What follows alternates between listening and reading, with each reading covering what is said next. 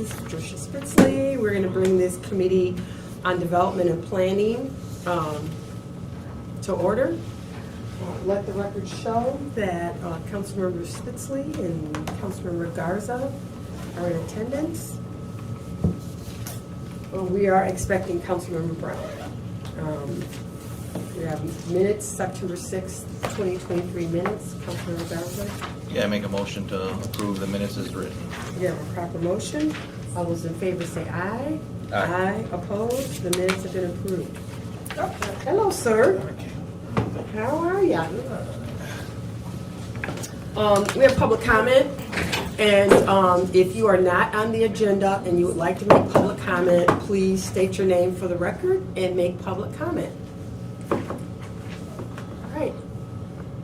Hearing and seeing none, we'll start with our first discussion action item, which is ordinance Z-8-2023, 415 and 421 West Kalamazoo Street, rezoning from DT-3 urban core to R-AR residential adaptive reuse.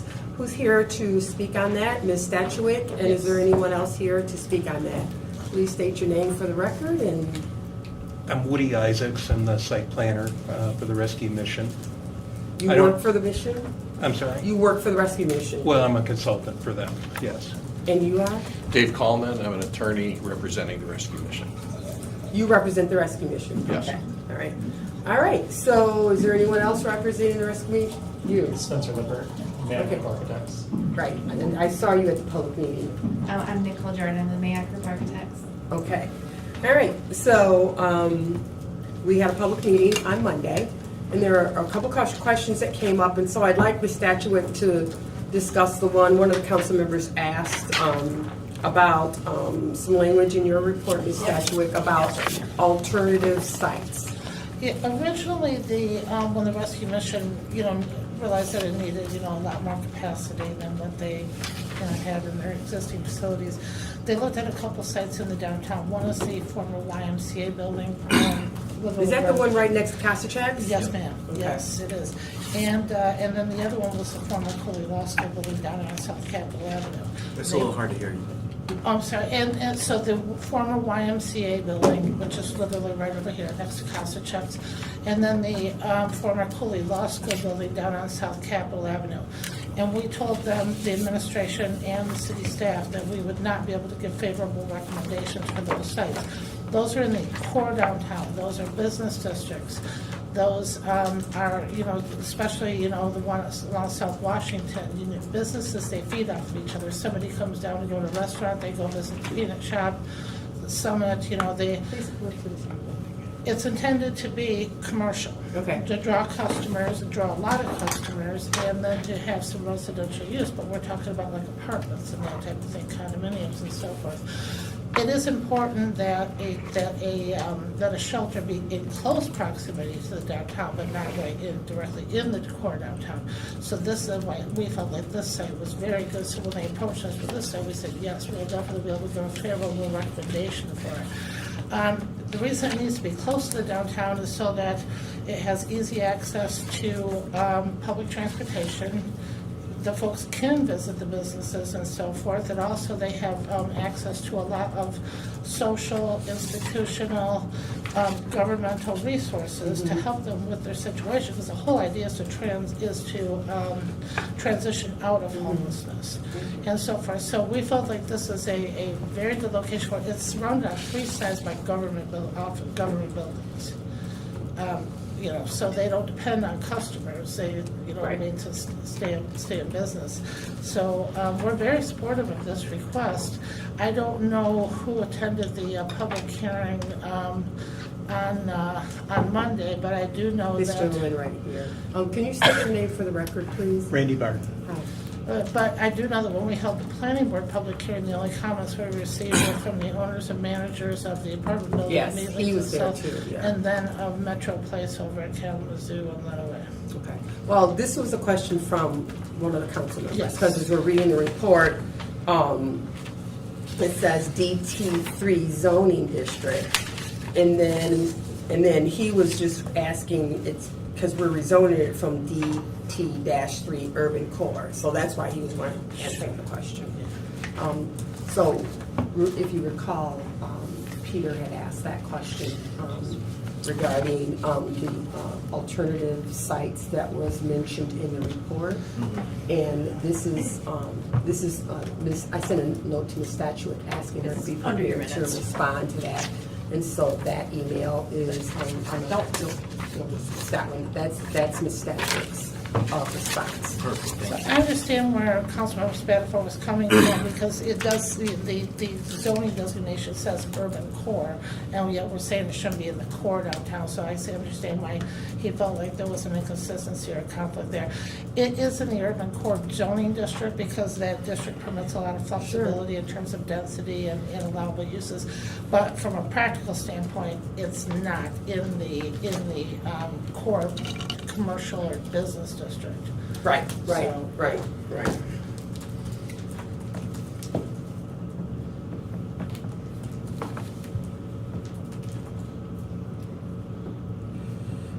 Are there different DT zoning Yes, designations?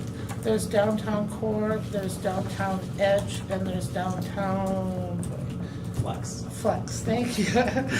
And which one is, which one is the one we're proposing to rezone? It's DT3, which is urban core. Okay, so, all right, oh, DT core is urban core. Yes, ma'am. All right, thank you. All right.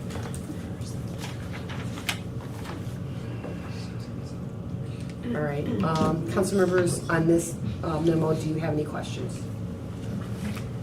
Okay. Then we got in, also that evening, we had a question sent to City Attorney Ms. Hagan regarding the human rights ordinance. Can you speak to that, please? Or are you not supposed to? It is is not attorney. applicable to the I zoning know. determination. I did answer the question. There is an exemption in our human rights ordinance regarding religious groups Right. in their process. So it is, the statement is not a violation of the human rights And it ordinance. is exempt from the, see, and I know it's not a factor, I understand that, and I appreciate you saying that again.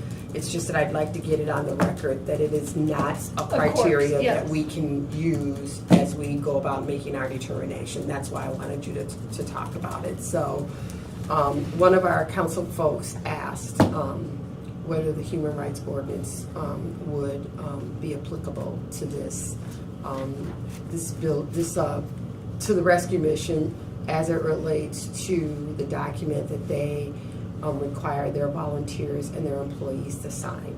Okay, and we were provided a copy of that contract or that mission statement Monday, and so we wanted to make sure and we wanted to be clear that there was no conflict. And there was no conflict and there was no violation of our human rights ordinance. It is not a criteria that we can and will, or at least I won't, but we cannot consider as we're looking at the zoning, but I wanted to get it on the record that it is not applicable. So that's why, sir. It's been mentioned multiple times that our volunteers be required to sign that doctrinal statement. That's actually incorrect. Only those that are ministry workers, which would be our employees and our board of directors. Okay. Are there any questions on that document, council members? No. All right.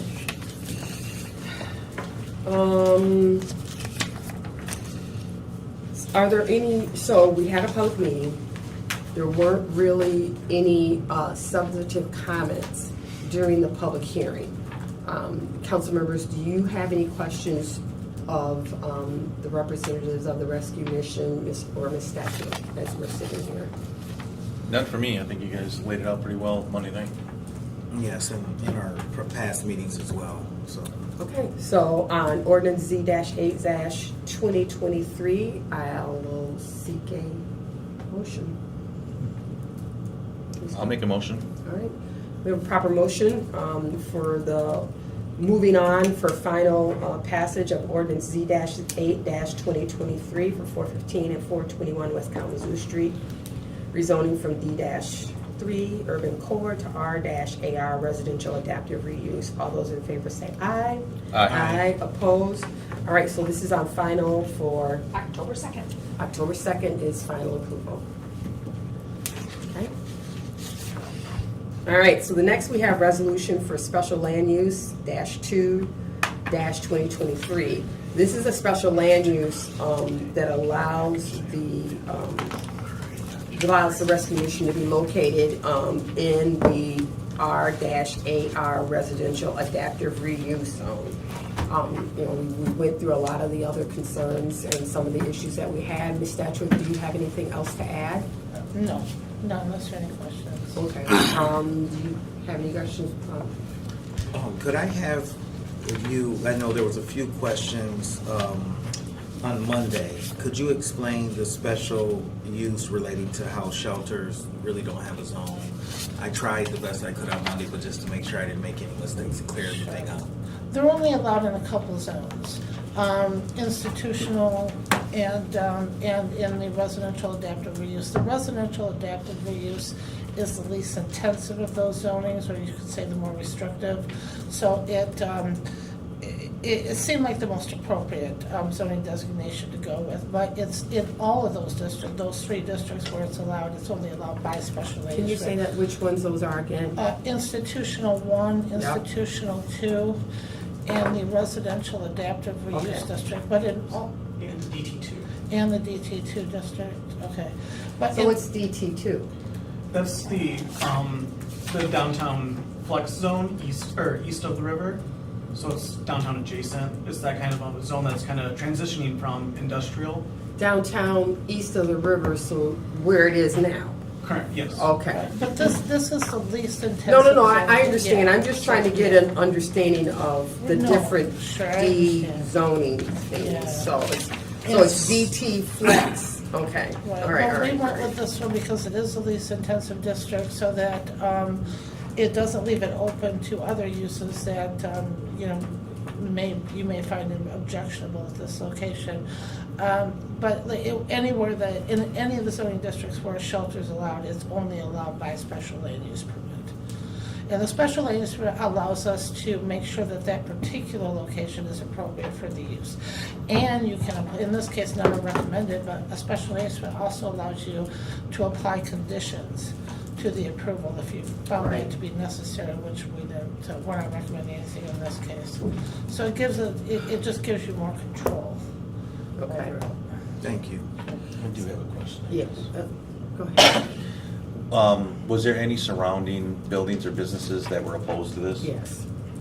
Only the the only ones that I'm aware of is the The executive apartments guy came last night. Oh, that's right, yeah. Right. Okay, that And, guy. and then all the apartment complexes basically down there, the ones, the apartment complex that used to be the YWCA, is that called Metro Place? Metro Place, yeah. They are, and then there was one other. Well, at the planning commission public hearing, the only other one that came was the manager of the Porter Place. That apartments Porter over House, here. yeah. But I will say this is that in all 3 of those cases, you know that we're required to notify all the owners, Yes. occupants, and Yeah. taxpayers of all real property. 500 feet, you guys did, We yeah. did go, actually, we were Yeah. almost 600 in Yeah. this case, because we didn't want anybody to come back and say, hey, I didn't know that you were gonna put a shelter in. So we literally doubled our notification area. And when the statute says that if there's more than 10 units, that you don't have to notify every individual Right, just person, you send it to the owner Yeah. and to the manager, which we did. And in both of those cases, we sent them, we didn't just send them a postcard, we sent them an actual letter that says, please post this notice in a prominent location in the building where it can be seen and easily read by all of your tenants. And no tenants from any of these buildings showed up. It was just the Okay. manager, so, yeah, Okay. Thank you. sure. I mean, to be honest with you, I expected when we had the planning commission public hearing that we would have standing room only. And it was shocking that no tenants from any of these buildings came. Because it probably wasn't posted, but that's just me. And I'm not saying, they probably just didn't do it, so. Okay, any other? Under me.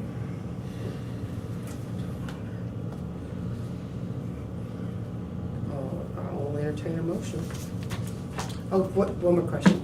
So when you said that there were conditions, so first, so for whatever reason, if the rescue mission is gone, that special land use goes away, right? It runs with the site, right? It runs with the site, so if somebody else wanted to come in and operate a shelter there, they could do it. But, and it would It's just be never- for a shelter? Yeah, ownership has no effect on zoning. So if the rescue mission turned it over to, let's say, Volunteers of America, that special land use would transfer to them. Special land use reserve, and no zoning approval is property owner specific. There's no way to track that. We don't know when properties are sold. Okay, so. We have no way of knowing when a property is sold. We have no way of tracking it. So who puts conditions on the SLU? You do. If you deem that, if you think that that's necessary. That's not a If problem. we thought it was necessary, we would recommend that we most of the time deal with a special land, recommend that it come on with certain conditions. We didn't see any need for any of that in this particular case. But you have the ability to apply conditions to a special land use permit. So, okay, so the reason why I asked that is, so, I mean, not that I think that they're gonna sell it to another shelter, but can we put a condition on it that if they decide to leave and sell it to another shelter, they have to come back to council? I'd have to defer that to the city attorney. Again, we have no way of tracking that. We don't know when a business is sold. Because that's something that's part of. I know, but if we put it in the condition, then the onus is on them to notify us. Is that possible, city attorneys? I'm looking at this right now because I believe that most special land uses I've seen do actually stay with the owner. That's what I thought, but I want to make and sure. terminate Because I when that wanted to person stay with the transfers owner. ownership. I don't want it to stay with the land. We don't have any way of knowing when ownership changes. I mean, it's 6 months before the deed comes through from the clerk's office, from the assessor's office. Right. There's no way of tracking that. I understand that. That's a different, I mean, I hear what you're saying, but that's a sort of a pragmatic concern of ultimate enforcement. But if the reality is that the special land use terminates upon transfer of ownership or transfer of control, then they're simply out of zoning at that That point. was not my understanding. All right, I need to, what I would like to, Well, what I would like to know before we vote finally is the answer to that question. Sure. I'm sorry, again, I'm sorry, Randy Barton. it's Mr. Barton. What I'm looking for is to put a condition on there that if you guys do leave, that the special land use goes with you. That's gonna be my suggestion on Monday. Okay. So that, so that if you decide to expand or leave or whatever, someone else wants to take over as a shelter, they're gonna have to come back to council for that and for the review, just so we can kind of track it. And so Understood. that's gonna be my suggestion on the, what is this? October 2nd. Am I here? Okay. The only thing I would. Sherry, point out- Sherry, yes, I have to ask, am I here? Yes, The only ma'am. thing I would point out is that the special land use is for a shelter. It's not for a rescue mission. No, shelter. right, It's for a shelter. right, So, okay. So they'll have that, yeah. We'll have an opinion for you okay. in a second. I appreciate that. All right, do you guys have a problem with that? No, I agree. Yeah, I thought what you're saying was already a condition of the special land use, is that if something changed, it would have to get reapproved. All right, so, all right, So we can just confirm. yeah. So in the meantime, I'll entertain a motion, Mr. Bond? Sure. I make a motion. I don't care, you don't hear the vice chair.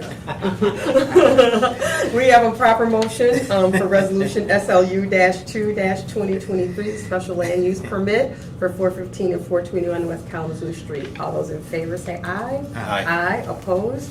All right, that'll also be on for October 2nd. And thank you, Ms. Statuick, I appreciate it. You are comprehensive and thorough as always. Thank you Yes, so thank much. you so much. You're welcome, my pleasure. We're going to stay for your presentation. Oh, I'm sorry. So, we have a presentation now from Downtown Lansing, Inc., and they are coming up and giving us an overview on their comprehensive market analysis. So come on up and state your name for the record, and let's get to getting here. This is gonna be exciting. Kathleen Edgerly, Executive Director of Downtown Landscaping. It's my good clumsy, so I just not managing the website. Oh, are we able, is she able to do that, or are you doing Yep. it? Yep. Okay. I can do it. Yep. It's just the computer hooked to the TV, so she'll just have to scroll down. Yep.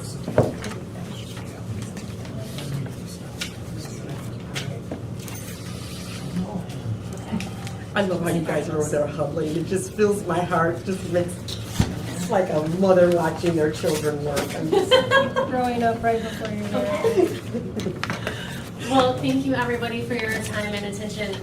Last year, I came to this committee and was joined by our board president and vice president at the time to just let you all know that we were about to embark on a comprehensive market analysis of the downtown district that was really focused on an in-depth look at the commercial as well as residential needs of the downtown. And then we did this all because we all know in this room, right? Downtown was hit pretty hard as a result of a variety of factors. COVID, changes in how people work, changes in how people do businesses, or do business, conduct their businesses. So we knew we couldn't continue to conduct business as usual. Thriving downtowns don't just happen by accident. It does take a ton of research, a lot of planning, vision, and just flat out determination as well. So I'm especially proud to share with you all the results of the comprehensive market analysis. I'm just going to do a very high level summary of the results of the comprehensive market analysis, but wanted to make you all aware at CMA, or comprehensive market analysis.downtownlansing.org, we have created a very interactive website that is available publicly.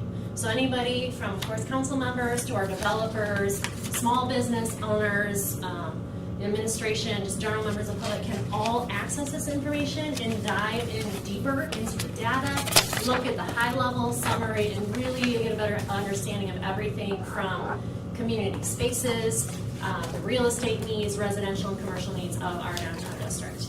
And I should note that the comprehensive market analysis was made possible thanks to funding from the MEDC as well as a handful of private donors, so that we were able to not only just look at downtown and that core downtown district, but also include our neighbors to the north and the south with Rio Town and Old Town as well. So in summary, just looking at the key findings of the market analysis, it definitely highlighted the need for more residential downtown. In fact, it showed from the data that the market could support 1,400 additional residential units in our core downtown each year for the next 5 years. oh my, Right? yeah. People thought we were crazy 3 years ago. We made an announcement that our goal was by 2025 to have 2,000 units. That was over a 3-year time period, so that definitely wasn't too aspirational by any means. So let me ask you a question. Is that just market rate? Is that market rate No. housing? No, Okay. actually, it did make sure to prioritize a variety of family structure Okay. styles of housing as well as a variety of income levels of Okay, housing thank you. within that core downtown district.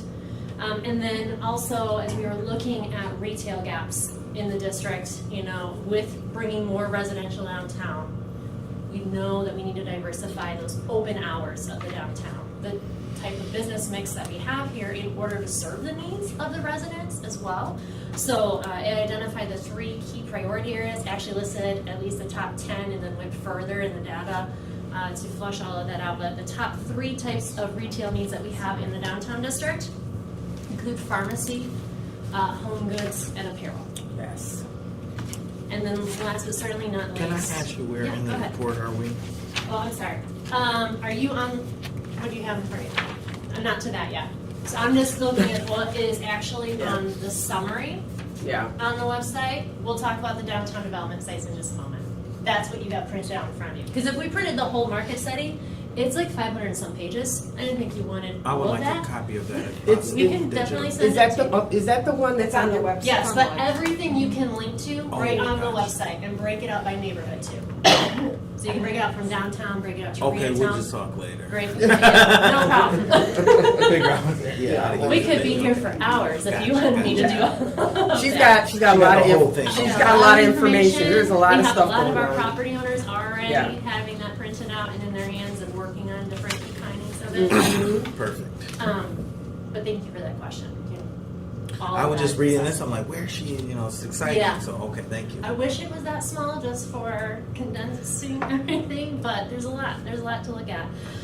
But the other last key high level prioritization was on community spaces, right? The connectivity, non-motorized transportation, and just making sure that downtown public spaces are welcoming and attractive to all who would like to call it home or visit in a variety of factors. Because that definitely leads to an increase in economic vitality for our district. So, now, the packet that you have in front of you. Part of the work we did at the CMA with our contractors was to identify 2 key priority redevelopment sites within the downtown district. And we had a lot of input on this, from our executive committee to dozens of local stakeholders who are part of the steering committee. We conducted walking tours in each neighborhood, online mapping exercises that were available for weeks after we held the initial virtual meeting and mapping. We kept it open for 2 weeks so the public could go ahead and mark with different sticky notes and pinpoints what they thought was working well, what's not working well, where there are areas of opportunity as well. And we wanted to dive into that and really look at, okay, if we're gonna prioritize 2 redevelopment sites in the downtown district, where should we be looking? And based on everyone's feedback, we're looking at, of course, city-owned properties, surface parking lots. We also wanted to look at vacant or underutilized buildings within the downtown district, look at the walkability of the development sites that people were really highlighting in there, looking at supporting a critical mass of development along Grand Avenue as one of the main thoroughfares through our downtown, leveraging our waterfront for better access to recreation, access across communities, access and development that supports the riverfront, aka please no more parking ramps on the river. And then definitely density. I'm with you, girl. People hear me say it all the time. Well, guys have found me, please don't. Density as well. Density in terms of residential, density in terms of new builds, and density in terms of our historic buildings that make up our downtown as well. So the 2 priority sites that are in front of you, I'll start with 425 South Grand Ave. So that site was prioritized as one of the bookends of our downtown district and what people traditionally think of the downtown on the southern border of the downtown, and it has incredible potential for growth. In many ways because of its connectivity to the historic legacy of the Cherry Hill neighborhood, the accessibility to the riverfront, its close proximity not just to the core downtown, but also to Reotown, as we're looking at continuing the connectivity across neighborhoods. It's across from CATA. It has a potential for 100 residential units as well as 20,000 square feet in new development that could include anything from housing to childcare, co-working spaces, rooftop amenities. We are definitely aware, and the contractors who are working on this and consultants were kept up to speed as different announcements were coming out, like the Lansing Public Housing Project, CATA's proposed developments, federal funding and state funding that was coming in. So this could work in harmony with some of the proposals that are put in place right on that site as well. And it could be condensed to a smaller scale. It's just, we have to eventually end the CMA at some point in the development sites, so we still really like the development sites on the southern end and find just a need for it. Yeah. Just Thank you. So to make sure I'm understanding, I understand the 425 South Grand. So is this, who owns this building? It's not actually there a yet. lot, right? Or a It's a lot? lot, It's a yeah. lot. City, I think it's the City of Lansing parking lot, right? It is. That's what I was Yeah. thinking. Okay, so when you're talking about this development and everything, who's doing the development?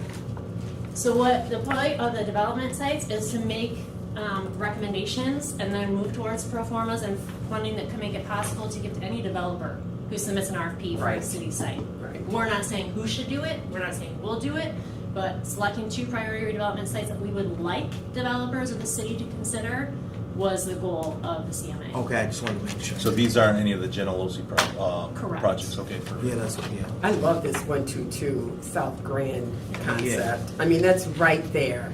I love it. Yep, so perfect segue. So it's 122 across the South Grand. street, it's across the street from the Radisson or the Oh. Hilton Doubletree. Garden Inn What's it called now? Doubletree. Doubletree. Oh, where there's that parking lot with the nice Yeah, mural? Yeah, And then this would be a building that would be there? yeah. That's not there now. You're right. Correct. Yeah, so it's just a proposal of a development project that could work on that site. And again, a priority site because it's along a Yeah. major corridor, Yeah.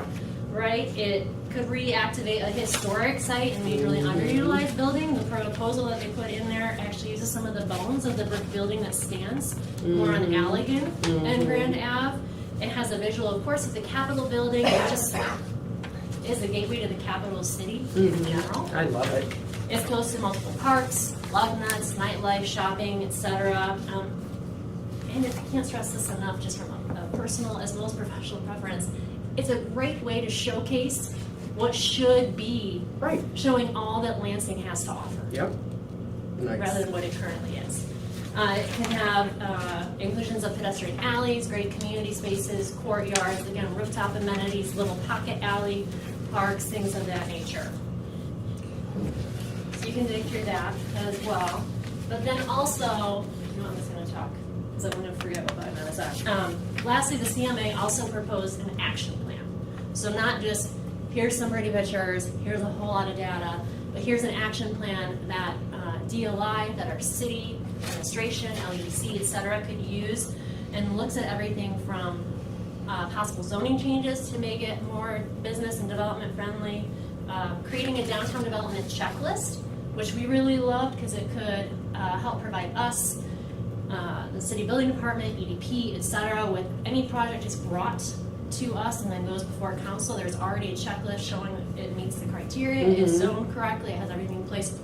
Hopefully sets it up better for council and has a greater chance of success.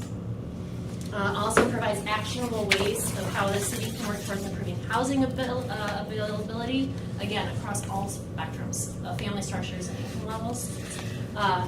Lists out some tools, which pretty much we're using every tool, I believe, for economic growth, and then financing, different ways to finance these projects as well as placemaking projects, community space projects, et cetera, overall. So that concludes just a very high-level summary, but we're also looking at next steps from here.